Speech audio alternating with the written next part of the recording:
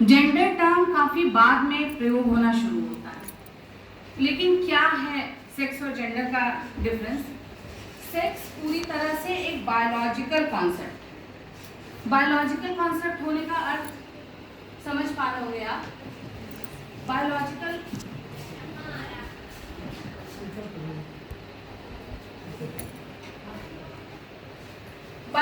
Concept, मेरी आवाज ऐसे आ रही होगी? बायोलॉजिकल कॉन्सेप्ट होने का अर्थ ये है कि हम शारीरिक संरचनाओं के आधार पर भिन्नता को देख रहे हैं, और वो बहुत ऑब्वियस है, उसमें किसी प्रकार का एक बट किंतु परंतु नहीं है। शारीरिक संरचनाओं के आधार पर एक स्पष्ट भिन्नता दिखाई देती है, और यहाँ पे मैं सिर्फ स्त्री पुरुष की बात नहीं करूँगी, मैं थर्ड जेंडर की भी बात करूँगी, जो एक बहुत महत्वपूर्ण पर्सपेक्टिव है। बहुत बाद में इस पर काम शुरू हुआ, लेकिन फिर भी महत्वपूर्ण है।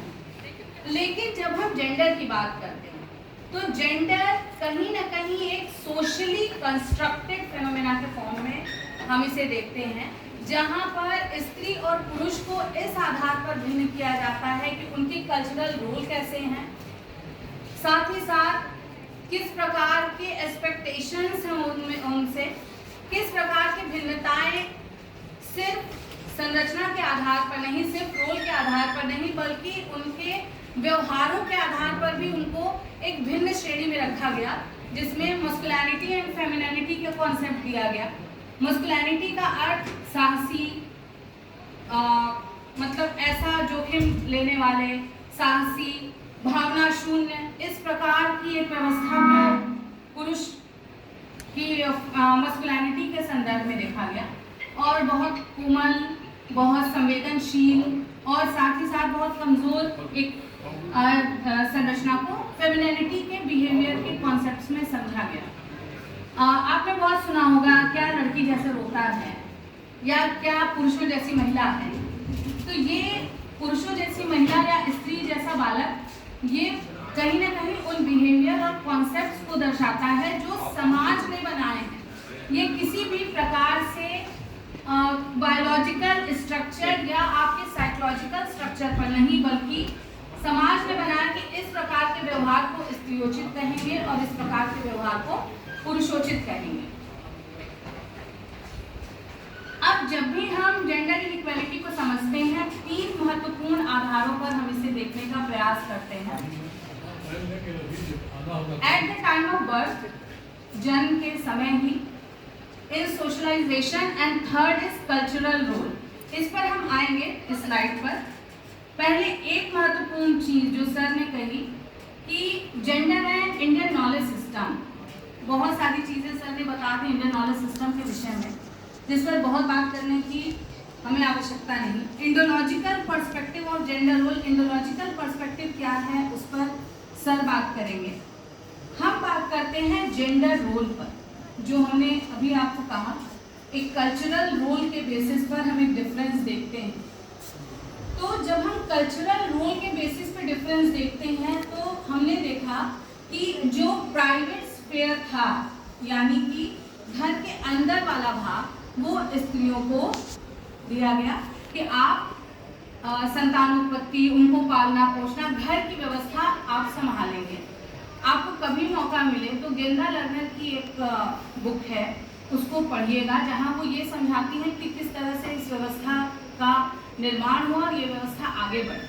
क्योंकि अगर आपने इवोल्यूशन पढ़ा होगा, तो इवोल्यूशन में मॉर्गन की अगर फैमिली की बात करें या और भी थिंकर्स की बात करें, तो आप देखेंगे कि वो परिवार को, या वो मानते हैं कि मातृ सत्तात्मकता एक पहला चरण था जहां से इवोल्यूशन होता है।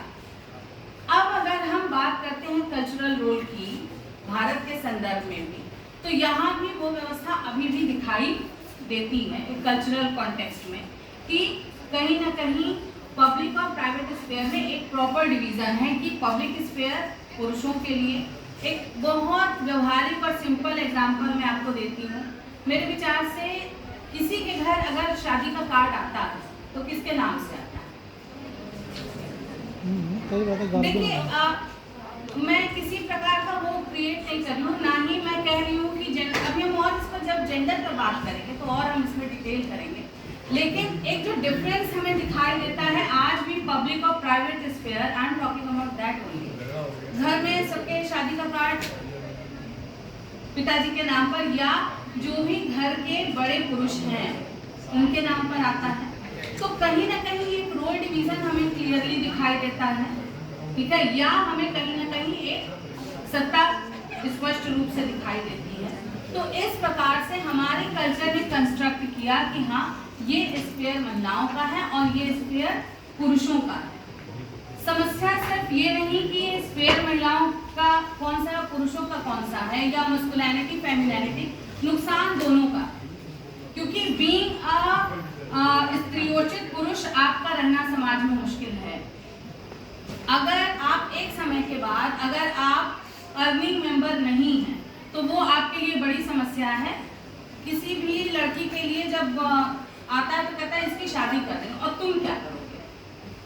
तो यहाँ gender is not refer about कि हाँ सिर्फ फेमिनिटी। इसीलिए एक सुजाता पटेल का बहुत इंटरेस्टिंग आर्टिकल है जहाँ वो मेंशन करती हैं कि इंडियन फेमिनिटी की जब बात होती है या इंडियन कॉन्टेक्स्ट में जेंडर की बात होती है तो हम उसे फेमिनिस्ट पर या फीमेल्स पर रिस्ट्रिक्ट कर देते हैं, स्त्रियों पर आधारित कर देते हैं पूरी तरह से। हम जो कल्चरल कॉन्टेक्स्ट है या जो कल्चरल कंस्ट्रक्ट है हम उस पर बहुत बात नहीं करते। तो अगर हम इंडोलॉजिकल वे में देखें तो इंडोलॉजिकल वे में भी हमें जेंडर रोल बहुत क्लियर दिखाई देता है, घर का और बाहर का। लेकिन इसमें और एक इंटरेस्टिंग चीज़ है, जब आप जो सेकंड हमारा पॉइंट है gender situation in different era in Indian culture, धीरे धीरे चीज़ें खराब हुई, बदली। आपने सबने मतलब स्त्रियों की भारत में स्थिति पढ़ा होगा और सबने देखा होगा कि जो धीरे धीरे एक एक एरा के बाद स्थिति अलग तरह से बिगड़ी। एक बड़ा इंटरेस्टिंग संवाद है याज्ञवल्क्य और गार्गी का। गार्गी को ब्रह्मवादिनी गार्गी कहते थे, क्योंकि अब यहाँ भी एक डिबेट है जहाँ उत्तर वैदिक काल के बाद या खासकर बाहरी आक्रमणों के साथ ये मान लिया गया कि नहीं, महिलाओं को एक प्राइवेट, जो अभी हम बात कर रहे थे प्राइवेट स्फीयर की, वहाँ पर उनको रिस्ट्रिक्ट कर देने की बात थी। अगर आप वैदिक सिविलाइजेशन में आते हैं तो आप पढ़िए उसे और आप देखेंगे कि लड़कियों का उपनयन संस्कार भी होता था, जनेऊ, उन्हें गुरुकुल जाने की भी आज़ादी थी जो पढ़ना चाहती थी। और साथ ही साथ ये क्यों मैं याज्ञवल्क्य और गार्गी के संवाद को यहाँ रिप्रेजेंट कर रही हूँ, क्योंकि एक महर्षि के रूप में या एक विद्वत के रूप में गार्गी प्रश्न करना शुरू करती है याज्ञवल्क्य से। जब जनक की सभा में याज्ञवल्क्य कहते हैं कि नहीं मैं सबसे बड़ा विद्वान हूँ, ये दर्शाता है। और वहाँ वो विद्वान बैठे थे जो आमंत्रित। इसका सीधा अर्थ है कि वो एक टाइम था जहाँ पर लड़कियों को पूर्ण रूप से अधिकार था कि आप वेदों का, उपनिषदों का और सबका आप ज्ञान ले सकते हैं और साथ ही साथ आप उसमें कंट्रीब्यूट भी कर सकते हैं। जो जेंडर सिचुएशन थी डिफरेंट एरा में, फिर धीरे धीरे कंडीशन डिटोरिएट हुई। हम जहाँ अब आप इससे समझिए इंडियन नॉलेज सिस्टम को कि लोगों का जो एवोल्यूशन या वेस्ट का जो एवोल्यूशन रहा वो फ्रॉम जीरो टू रहा। हमारे साथ अगर आज भी हम उस वैदिक सिविलाइजेशन की ओर जब हम उसको पढ़ते समझते तो हमें लगता, हमें समझ में आता है कि हम उनसे आज जो वो हैं वेस्ट जहाँ है उससे कहीं ज़्यादा आगे हम स्वयं थे एक टाइम पीरियड में, जहाँ लिबर्टी थी, जहाँ एजुकेशन की लिबर्टी थी, जहाँ अगर क्षत्रिय कन्या है तो उसे युद्ध कला और शस्त्र कला सिखाई जाती थी।